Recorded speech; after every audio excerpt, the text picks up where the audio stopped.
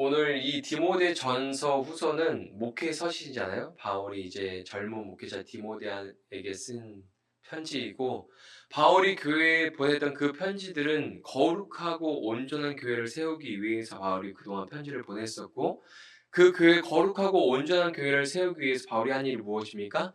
비성숙하고 비신앙적인 사람들에게 비성숙하고 신앙적인 자리로 나아갈 수 있는 방법들, 그 가르침들은 바울은 서신에 써서 보냈거든요. 근데 오늘은 특별히 젊은 목회자 디모데에게 교회를 세워가는 그 일들 가운데 하나, 직분자들을 세우는 일에 대해서 이야기하고 있습니다.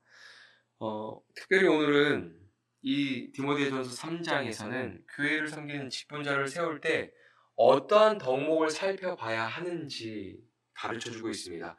교회를 세우는 일은 결국 사람을 세우는 일이죠. 동의하십니까? 교회를 세우는 일은 결국 사람을 세우는 일입니다. 만약에 바울이 복음 전도를 가서 아무도 예수 그리스도의 복음을 듣고 믿는 사람이 없었다면 교회는 세워지지 않겠죠. 교회를 세우는 일은 결국 사람을 세우는 일입니다. 사람이 곧 교회죠.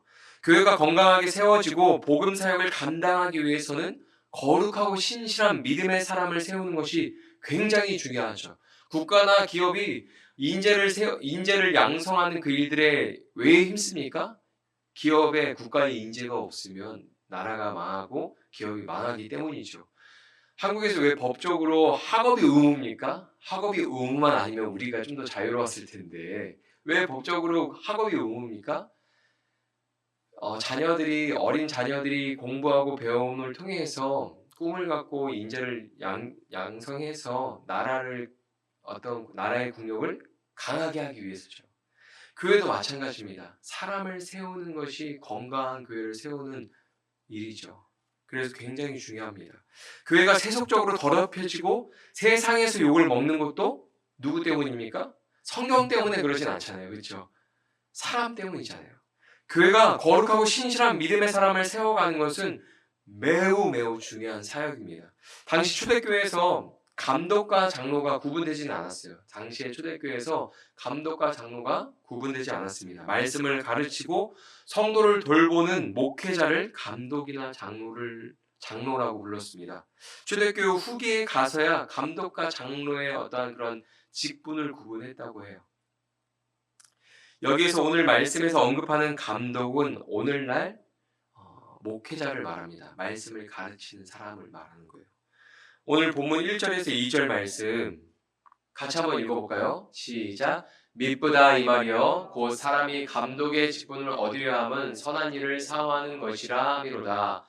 그러므로 감독은 책망할 것이 없으며 한 아내의 남편이 되며 절제하며 신중하며 단정하며 나그네를 대접하며 가르치기를 잘하며.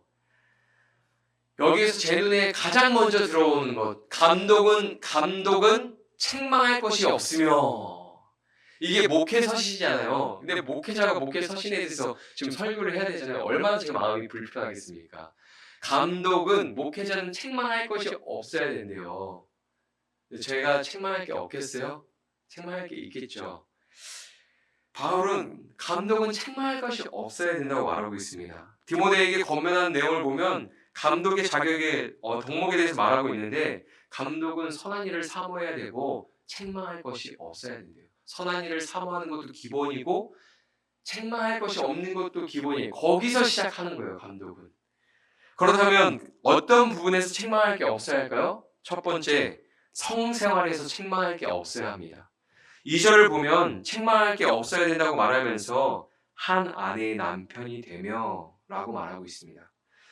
당시 그리스 로마 문화권 아래에 있는 도시는 성적으로 문란한 생활을 하고 있었습니다. 우리가 지난 시간에도 보았고 금요일날 말씀 보는 것들에서 대부분 다뤘죠. 고린도 전서에서도 다루고 데살로니가 전서에서도 다루고, 남편들은 성적인 만족을 위해서 아내가 아닌 다른 사람과 정을 깊이 나누고 교제하였으면, 당시 사람들이 그랬어요.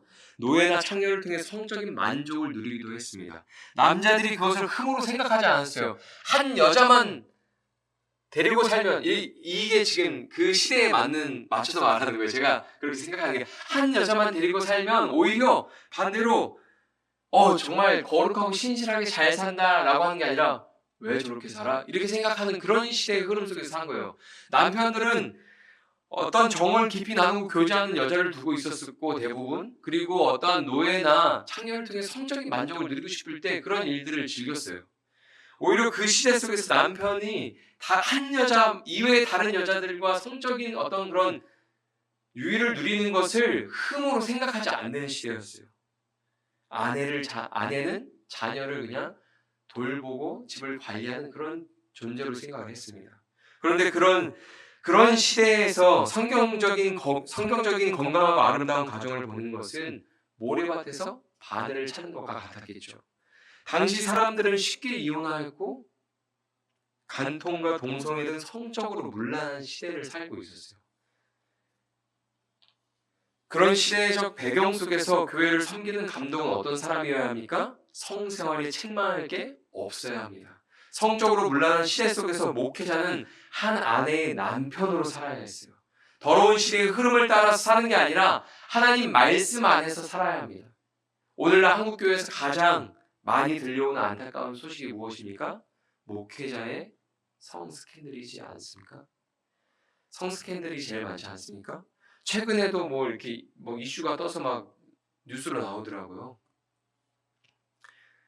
여론에서 교회라고 하지만 교회라고 할 수 없는 이단이나 사이비 종교도 세상은 교회로 보잖아요, 그렇죠? 그런데 얼마나 많은 그런 교회들 안에서 성추행과 성폭행에 대한 소식을 우리가 듣고 있습니까? 목회자의 잘못된 성생활로 교회가 무너지고 사라지고 영혼이 파괴되는 고통을 당하는 사람들이 있죠. 바울이 젊은 목회자 디모데에게 목회자의 덕목으로 제일 먼저 건강한 성생활을 언급하는 것은 오늘날 우리에게 큰 의미가 있는 것이죠. 감독을 세울 때 성생활에서 책망할 것이 없어야 한다고 말하는 바울의 편지를 볼 때 디모데가 무슨 생각을 했을까요? 아, 그렇구나. 내 다음에 목회자를 세울 때는 꼭 그것을 점검해야지. 이렇게 생각을 했을까요? 저는 그렇게 생각되지 않거든요. 바울은 교회를 건강하게 세우는 방법, 그러기 위해서 직분자를 세울 때 감독은 이러이러한 덕목을 가진 사람을 세워야 된다라고 이야기를 들을 때 디모데는 이 이야기 속에서 자기를 점검하지 않았을까요? 아, 성생활에서 책망할 것이 없어야 되는구나. 나는 그 부분에서 책망을 할 내용이 있을까? 디모데는 스스로 돌아보게 되는 말씀을 듣고 있는 거죠. 우리도 이 말씀을 통해서 우리의 신앙생활을 돌아봐야 하는 거죠. 우리가 어떤 성생활에 있어서 책망할 것이 있는지 없는지 우리는 돌아봐야 합니다. 둘째는 목회자는 절제해야 합니다. 목회자는 절제해야 돼요. 오늘날 교회가 목회자를 청빙할 때 무엇을 제일 먼저 볼까요? 외모? 외모를 제일 먼저 볼까요? 시대가 이제 목회자 세대가 바뀌는 시대잖아요. 그래서 많은 교회가 목회자를 청빙했단 말이에요, 그동안. 어떠한 기준으로 목회자를 청빙할까요? 학벌? 목회자 학벌 많이 보죠. 학벌. 설교. 말을 잘하는가? 잘 가르치는가? 보죠. 성품 보죠. 물론 면접 한 번으로 성품을 다 볼 수 없지만 성품 보죠. 그리고 가정 보죠. 근데 가정을 볼 때 어떻게 봐요? 자녀가 몇 명인가? 교회에서 지원해야 되는 자녀가 몇 명인가? 그게 제일 중요하죠. 그리고 또 좀 이렇게 보면은 어떤 걸 봐요? 주변의 평판이 어떤가? 같이 공부했던 사람들, 사역했던 그 교회의 어떤 목사님의 말 들어보죠. 여러분, 대부분 사람들이 생각할 때 목회자가 설교를 잘하는 것을 굉장하게 중요하게 생각합니다. 그래서 어떤 교회에서 사역했는가, 그죠? 이름 있는 교회에 사역하는 게 중요하죠. 그리고 어디서 공부했는가, 그래야 잘 가르칠 거라고 생각하니까 그 성경을 잘 가르치는 것을 거의 1번, 2번으로 꼽습니다. 그런데 바울은 목회자의 덕목을 이야기할 때 가르치는 것을 굉장히 나중에 이야기해요. 오늘 본문 2절 다시 한번 읽어볼까요? 잘 가르치는 것을 몇 번째 이야기하는지 한번 세어보세요. 그러므로 감독은 책망할 것이 없으며 첫 번째 한 아내의 남편이 되며 둘째 절제하며 셋째 신중하며 넷째 단정하며 다섯째 대접하며 제가 잘 세네요. 첫째 한 아내의 남편이 되며 둘째 절제하며 셋째 신중하며 넷째 단정하며 다섯째 나그네를 대접하며 여섯째 가르치기를 잘하며 몇 번째 지금 잘 가르치는 게 순서대로 얘기하면 여섯 번째예요. 목회자가 설교를 잘하는 거 잘 가르치는 거는 거의 1, 2번으로 꼽잖아요. 근데 바울은 그걸 몇 번째 얘기해요? 6번째 이야기하는 거예요. 가르치는 것이 중요하지 않아서 그럴까요? 왜 바울은 목회자의 덕목에서 잘 가르치는 것을 6번째로 이야기할까요? 충격받지 않으셨어요? 저는 이거 보고서 충격받았어요. 잘 가르치는 것을 6번째 이야기하다니. 여러분, 가르치는 것이 중요하지 않아서 그럴까요? 아니요, 중요합니다. 예수님의 3대 사역 중에 하나가 가르치는 거였어요. 그런데 그것을 왜 6번째 가서에 언급할까요? 생각해보세요. 목회자가 절제하지 못한 사람이라면 그 사람의 가르침을 따르는 사람들이 있을까요? 절제는 성령의 열매죠. 절제를 왜 2번째로 언급할까요? 목회자는 성령을 받은 사람이어야 합니다. 성령이 충만해서 스스로 절제할 수 있는 사람이어야 합니다. 육체의 정욕을 절제하고 하나님의 말씀을 따라 사람이어야 하는 거예요. 그래서 2번째로 절제를 언급하는 것입니다. 교회에서 가르치는 사역은 굉장히 중요합니다. 제일 중요합니다. 그래서 하나님의 말씀을 가르치는 사람은 건강한 성생활을 해야 하며 절제하며 신중하며 단정해야 합니다. 그리고 나그네를 잘 섬겨야 돼요. 섬김을 받는 것도 잘해야 되지만 섬기는 것은 더 잘해야 됩니다. 절제, 신중함, 단정함, 섬김은 목회자의 성품에 관련된 내용들이에요. 인격적으로 성숙한 성품을 가진 사람이 가르치는 사역을 잘해야 된다고 말하고 있는 거예요. 그러니까 그냥 잘 가르치는 사람 세워놓으면 되는 게 아니라 잘 가르치기 전에 어떠한 조건들이 있는 거예요? 이런 조건들을 충족하는 사람 중에서 잘 가르치는 사람을 교회에 교사로 세워야 되는 거예요. 디모데전서 4장 12절에서 13절 보면 바울이 디모데에게 이런 권면을 합니다. 누구든지 내 연수함을 없인 여기지 못하게 하고 오직 말과 행실과 사랑과 믿음과 정절에 있어서 믿는 자에게 본이 되어 내가 이를 때까지 읽는 것과 권하는 것과 가르치는 것에 전념하라. 가르치는 것에 전념하기 전에 먼저 무엇이 먼저입니까? 젊은 목회자 디모데에게 뭐라고 말해요? 너의 연수함, 너의 어린 그 어떤 그런 모습들로 인해서 다른 사람이 책망하지 못하게 하라는 거예요. 말과 행실과 믿음과 사랑과 정절에 있어서 신앙의 정절에 있어서 다른 사람에게 본을 보여라. 네가 어리다고 해서 디모데 목사가 어려서 저래, 어려서 몰라서 그래. 그런 말 듣지 않게 너가 믿음의 본을 보이고 그 다음에 읽고 권면하고 가르치는 것에 전념하라고 말하고 있는 거예요. 나이와 무관한 거죠. 가르치는 것을 잘하는 게 중요한데 먼저 뭐가 돼야 되는 거예요? 믿음의 본을 보일 수 있는 사람이 되어야 되는 거예요. 목회자를 청빙하거나 세울 때 학벌이나 설교를 잘하는 것만 보면 안 되는 거죠. 오늘날 한국교회의 어려움은 사울 왕처럼 눈에 보기 좋은 사람들만 세운 결과가 아닐까요? 저는 오늘 이 말씀 준비하면서 그런 생각이 들더라고요.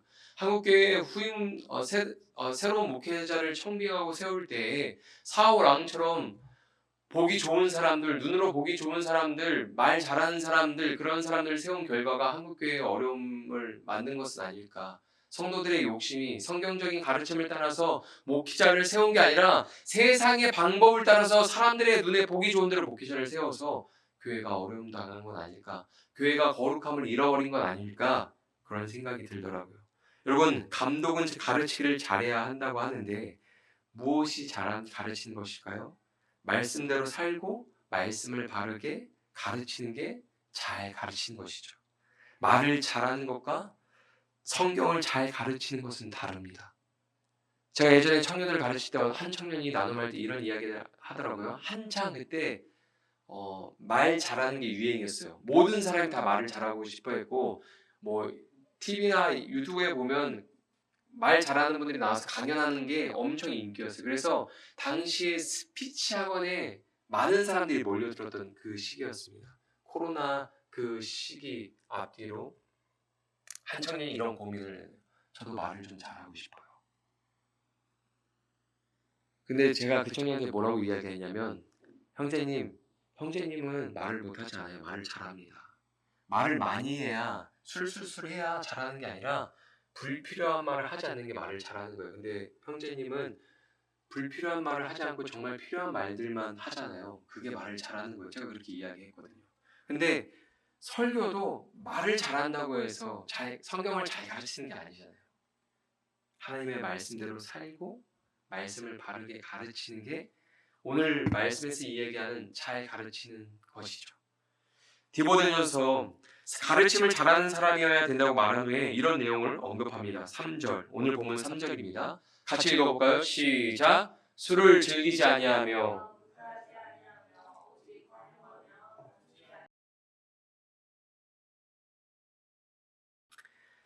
저는 이것을 신앙 성품으로 이해하고 받아들였어요. 이 내용을 가르침 앞에서 언급하는 내용들이 있잖아요. 성생활, 절제, 신중, 단정, 나그네를 섬기는 것, 이것은 인격적인 성품의 영역이고 오늘날 술 취하지 않고 다투지 않고 돈을 사랑하지 않는 것은 신앙 성품으로 구분해서 좀 이해해 보려고 해요. 신앙이 없으면 여러분 술 취하는 삶이 왜 문제가 됩니까? 신앙이 없으면 다른 사람들과 다투고 돈을 사랑하는 게 왜 문제가 됩니까? 그러나 예수님을 믿는다면 그 삶을 절제하고 말씀을 따르는 삶을 살아야겠죠. 여러분, 세 번째로 목회자는 돈을 사랑하지 않아야 됩니다. 한국 교회에서 제일 많이 책망을 받는 것이 첫째가 성적인 내용이고 둘째가 어떤 내용입니까? 돈이죠. 횡령 아니면 돈을 가지고 너무 잘못된 어떤 씀씀이로 교회의 돈을 개인의 돈처럼 사용하는 그런 일들이 많죠. 돈을 사랑하면 영혼을 사랑할 수 없고 하나님을 사랑할 수 없습니다. 돈은 목적이 아니고 수단이죠. 어떤 수단입니까? 하나님의 복음을 전파하기 위한 수단이죠. 목회자는 인격적인 성품과 신앙 성품이 모두 좋아야 합니다. 그래야 감독의 자격을 얻을 수 있습니다. 그런데 감독의 자격을 얻을 수 있는데 최종 관문이 나왔어요. 최종 관문이. 이게 제일 문제예요. 오늘 본문 4절에서 5절 말씀입니다. 제가 읽어드릴게요. 최종 관문이니까. 자기 집을 잘 다스려 자녀들로 모든 공순함으로 복종하게 하는 자라야 할지며 사람이 자기 집을 다스릴 줄 알지 못하면 어찌 하나님의 교회를 돌보리요. 여기에서 말하는 어떤 공손함으로 복종하게 하는 자라야 할지며 이 내용은 자녀들에게 존경을 받는 자여야 하며 잘 다스릴 줄 알아야 된다는 말은 잘 섬길 줄 알아야 된다는 말입니다. 그러니까 목회자는 가정을 잘 섬겨서 배우자와 자녀들에게 존중을 받고 존경을 받는 사람이어야 된다는 거예요. 생각해보세요. 목회자가 밖에서 책망할 것이 없는 사람으로 살아갑니다. 절제하며 신중하며 단정하며 나그네를 잘 섬기고 모든 것에서 책망할 것이 없어요. 저분 참 이 세상 사람이 아닌 것 같다. 신실하다. 어떤 분은 이런 이야기를 하시더라고요. 교회 새로 오신 분이 이런 이야기를 하시죠. 저는 목사님은 화장실 대변을 안 보시는 분이라고 생각을 했대요. 너무 거룩하고 신실해서 화장실 안 가는 분이라고 생각을 했대요. 사람이랑 다른 존재라고 생각했대요. 어떤 분이 실제로 그런 이야기를 하더라고요. 완전 다른 세상 사람처럼 신실한 사람처럼 느껴졌다는 거예요. 강단에서 설교하는 분이. 그런데 보세요. 그렇게 책망할 것이 없는 사람처럼 보입니다. 그런데 아빠가 집에서 밖에서 그렇게 보이는 아빠가 집에서 맨날 취해 있고 맨날 다투고 다른 사람과 싸우고 맨날 돈 이야기만 하는데 그런 아버지를 자녀들이 목회자를 존경하고 따를까요? 역시 우리 아빠는 절대 안 걸려. 막 이러면서 아빠 존경하고 따를까요? 목회자로서. 그래서 아버지처럼 나도 하나님의 자녀로 살아야지. 아버지처럼 나도 거룩한 삶을 살아야지. 이러면서 신앙적인 어떤 그런 유산을 물려받고 그렇게 가정이 세워질 수 있을까요? 아니죠. 목회자는 인격적인 성품과 신앙 성품이 좋아서 다른 사람에게 책망받을 것도 없고 가정에서도 배우자와 자녀에게 존경을 받는 사람이어야 합니다. 참 쉽지 않은 길이죠.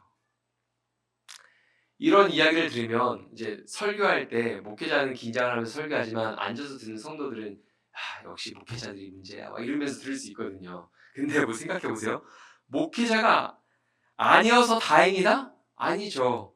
성도가 걸어가야 하는 길, 교회가 걸어가야 하는 길이 목회자랑 똑같아요. 목회자 그렇게 그런 모든 것들이 검증된 사람이 목회자로 세워져서 그 길을 가르쳐야 되잖아요. 성도들한테 교회에게 그 길을 가르쳐야 되잖아요. 그러니까 저희는 뭐예요? 운명 공동체. 저만 죽어야 되는 게 아니에요. 같이 죽어야 되는 거예요. 생각해 보세요. 목회자의 덕목을 확인하고 목회자가 세워지면 그 사람이 잘 가르쳐서 교회를 섬기는 사람을 세워가야 하는 거예요. 그게 교회를 건강하게 세우고 복음 사역에 힘쓰는 방법입니다. 그런데 목회자가 사람을 세울 때 주의할 점이 있어요. 오늘 보면 6절에서 7절입니다. 새로 입교한 자도 말지니 교만하여져서 마귀를 정죄하는 그 정죄에 빠질까 하며 또 외인에게서도 선한 증거를 얻은 자라야 할지니 비방과 마귀의 올무에 빠질까 염려하라. 아멘. 목회자가 사람을 세울 때 절대 세우면 안 되는 사람이 누굽니까? 두 부류의 사람을 봉사자로 세우면 안 된다고 말하고 있어요. 첫째, 신앙생활 기간이 짧은 초신자. 둘째, 교회 밖에서 사람들에게 존경을 받지 못하는 사람. 그러니까 교회는 다니지만 신앙생활을 하지만 삶이 변화된 증거가 나타나지 않은 사람, 비성숙한 신앙인을 세우면 안 된다는 거예요. 초신자를 세우면 교만에 빠질 수 있고 비성숙한 신앙인을 세우면 삶이 변화되지 않은 비성숙한 신앙인을 세우면 그가 다른 사람에게 비방을 들었을 때 그가 시험에 빠지고 신앙이 무너지고 교회를 떠날 수 있고 마귀의 올무에 빠질 수 있기 때문입니다. 만약에 사람을 세우는데 그 사람이 교만해지고 다른 사람에게 비난을 받아서 시험에 빠지면 그것은 그 사람들의 잘못이 아닌 거예요. 그 사람들이 연약해서 그런 게 아닌 거예요. 누구 잘못이에요? 목회자 잘못이에요. 바울이 분명히 이야기하잖아요. 초신자 세우지 마라. 아직 삶이 변화된 증거가 없는 사람들, 아직 밖에 있는 사람들에게 비방을 받고 비난을 받고 인정받지 못하는 그런 사람들을 교회의 리더로 봉사자로 직분자로 세우지 마라. 바울이 이야기하잖아요. 그런데 세웠다가 그 사람들이 교만에 빠지고 그 사람들이 시험에 빠져서 교회에 혼란을 일으키고 교회를 떠나게 된다면 그것은 순전히 100% 목회자 잘못입니다. 아유, 신앙이 연약해서 그래, 부족해서 그래, 사람이 부족해서 그런 게 아니에요. 사람은 원래 부족해요. 근데 그런 사람 세우지 말라고 말하잖아요. 만약에 이런 잘못을 이런 실수를 하지 않으려면 어떻게 해야 할까요? 목회자가 성도들에게 관심이 많아야 합니다. 신앙이 있는지, 신앙으로 살고 있는지, 삶이 변화되었는지를 살피고 성경의 가르침을 따라 교회를 세워갈 때 이런 실수가 적어지는 거죠. 봉사자, 직분자로 세웠는데 교만해지는 것, 비난을 듣고 시험에 빠지는 그런 일들이 교회에 일어날 수 있잖아요. 근데 목회자가 성도에게 관심을 갖고 그가 신앙이 있는지, 신앙으로 살고 있는지, 삶에 변화되었는지 그런 것들을 확인하고 관심을 두고 사랑하고 기도할 때 그런 실수들은 적어지는 거죠. 디모데전서 3장 8절에서 13절입니다. 이제 교회에 목회자를 세운 이제 기준 이외에 교회에 섬기는 직분을 가진 사람들 이제 교회에서 섬기는 남자와 여자에 대해서 이제 언급하고 있어요. 많이 찔리실 겁니다. 자, 같이 읽어볼까요? 시작. 이와 같이 집사들도 정중하고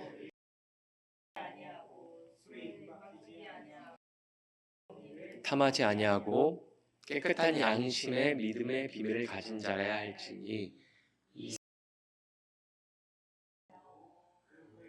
것이 없으면 집사의 직분을 맡게 할 것이요 여자들도 이와 같이 정숙하고 모함하지 아니하며 절제하며 모든 일에 충성된 자라야 할지니라. 집사들이 한 아내의 남편이 되어 자녀와 자기 집을 잘 다스리는 자일지니 집사의 직분을 잘한 자들은 아름다워 지위와 그리스도 예수 안에 있는 믿음의 큰 담력을 얻느니라. 아멘. 어떻게요? 목회자의 자격, 덕목과 성도들 남자와 여자의 성도들 가운데 직분을 받아야 될 사람들의 덕목이 비슷해요, 안 비슷해요? 비슷하죠. 근데 남자와 여자에게 각각 특징이 있어요. 특징이 있는데 어떻게 하면 여자들한테는 이걸 언급해요. 정숙하고 모함하지 아니하며 뒷말하지 않는 사람이어야 된다. 근데 남자보다 여자가 여기에 특화돼 있죠.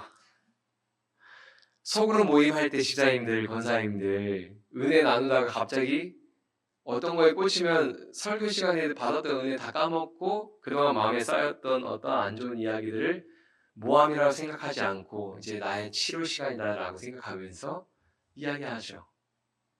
그걸 통해서 교회에 혼란스러운 일들이 나타날 때가 있죠. 근데 뭐라고 말해요? 정숙하고 모함하지 아니에요.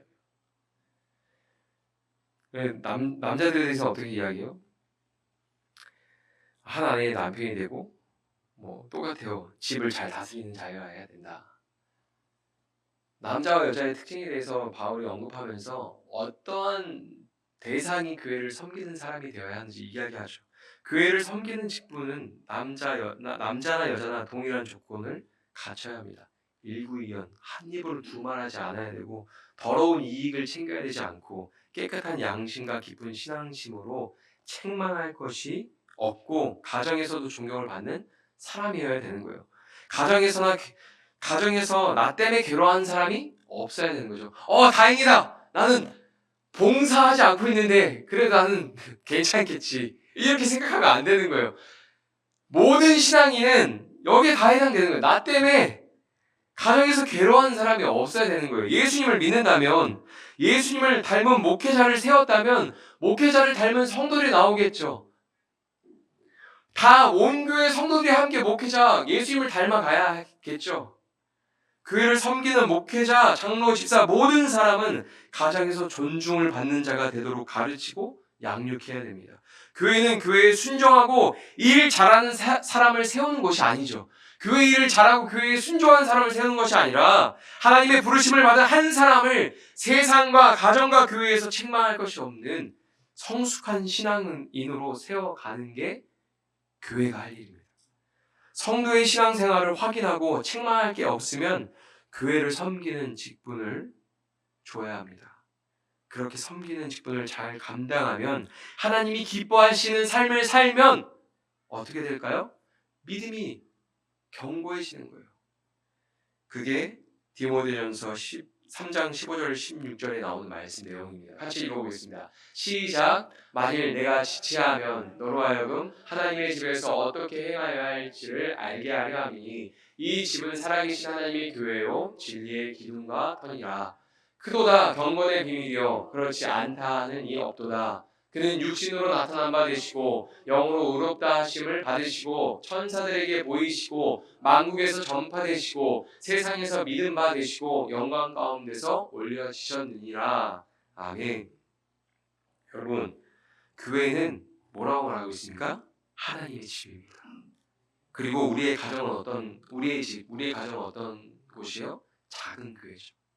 집에서 자라는 것이 교회를 건강하게 만들고 하나님 나라를 세워가는 이 집을 생각할 때 그냥 내가 먹고 마시고 자는 그 집만 생각하지 마시고 교회도 생각하시고 가정도 생각해 보세요. 집에서 자라는 것이 교회를 건강하게 만들고 하나님의 나라를 세워가는 일입니다. 교회를 섬기는 사람들의 자격을 왜 확인해야 했을까요? 교회는 하나님의 통치가 이루어져야 하는 것이죠. 어떤 개인의 한 사람의 목소리가 크게 나와야 되는 그런 게 아니죠. 교회에 왜 고린도 교회에 문제가 있었습니까? 왜 분열이 있었습니까? 사람들의 목소리가 제각각 막 목소리를 내잖아요. 분파가 갈려서 사람들의 목소리가 나오죠. 왜 섬기는 사람들의 자격을 확인해야 했을까요? 그 사람들의 목소리가 나오는 것이 아니라 하나님의 통치가 이루어져야 되기 때문이죠. 하나님 말씀 안에서 하나님의 말씀 중심으로 사람들이 모이고 말씀을 가르치고 말씀을 나누고 말씀을 말하고 전하고 그런 일들이 교회에 이루어져야 하기 때문입니다. 하나님의 말씀을 따라 책망할 게 없는 삶을 살아가기 위해서 절제하고 가정을 잘 섬기는 사람들은 다투지 않고 서로 마음을 모아서 하나님의 뜻을 향해서 함께 나아갈 것입니다. 모든 사람이 하나 되어서 나아갈 때 교회가 힘이 있는 거죠. 거룩하고 온전해지는 것입니다. 오늘날 교회가 서로 다른 목소리를 내는 것은 참 안타까운 일이죠. 한 교회 안에서도 서로 다른 목소리를 내는데 어떻습니까? 한국의 수많은 교회가 서로 다른 목소리를 막 내고 있어요. 여러 곳에서 사람들의 목소리가 나오는 게 아니라 오직 하나님의 말씀을 중심으로 모이는 교회가 되기를 소망합니다. 그 하나님의 말씀을 따라서 흩어지고 나아가는 교회가 되기를 소망합니다. 여러분 오늘 마지막에 읽은 말씀 보면은 16절에 이렇게 시작하죠. 크도다 경건의 비밀이요. 무슨 뜻일까요? 하나님을 기쁘시게 하는 삶을 통해서 경건한 자가 되는 비밀을 깨닫게 되는 거예요. 이 교회를 세우기 위해서 선한 일을 도모하고 그 자격에 맞춰가기 위해서 열심히 절제하고 말씀을 따라 살아가면서 하나님이 기뻐하시는 삶을 살다 보면 경건한 자가 되는 비밀을 경험하게 되는 거예요.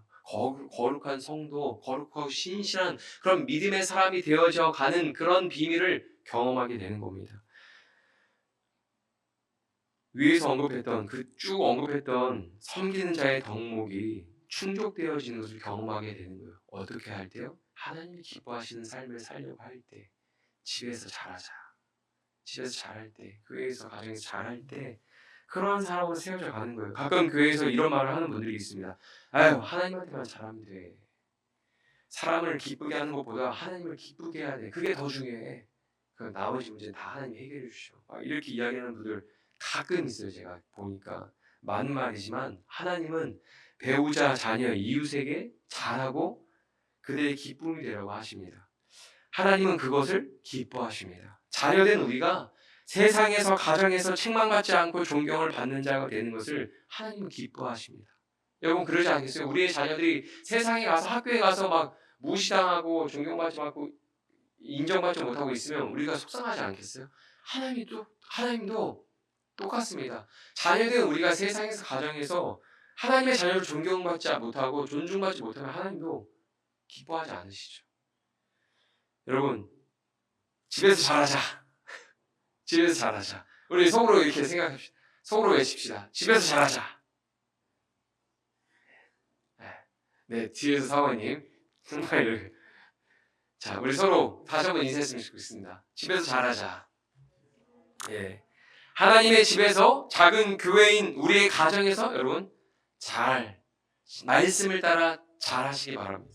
신앙으로 책망받을 것이 없는 사람이 되십시오. 자녀들과 부모님들에게 존경을 받고 존중을 받는 신앙인이 되십시오.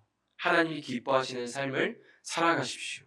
그렇다면 그 삶을 살아간다면 하나님이 기뻐하시는 그 삶을 살아간다면 세상에서나 교회에서나 가정에서나 모든 사람에게 존경을 받고 인정을 받는 그런 삶이 되실 줄 믿습니다. 그리고 그 삶을 통해서 하나님은 영광을 받으시고 거룩한 교회로 그리고 복음 사역에 힘쓰는 아주 능력 있는 교회로 우리의 공동체를 세워 가실 줄 믿습니다.